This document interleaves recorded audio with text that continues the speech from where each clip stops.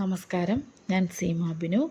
ഇന്ന് നമുക്ക് അശ്വതി നക്ഷത്രത്തിൽ ജനിച്ച പുരുഷന്മാർക്ക് അനുയോജ്യവും വിയോജ്യവും ആയ നക്ഷത്രങ്ങളെക്കുറിച്ച് പ്രതിപാദിക്കാം. അനുയോജ്യമായ നക്ഷത്രങ്ങൾ അശ്വതി, ഭരണി, കാർത്തിക, രോഹിണി, മകയിരം, തിരുവാതിര, പുണർത്തം, പൂരം, ഉത്രം, അത്തം, ചിത്തിര.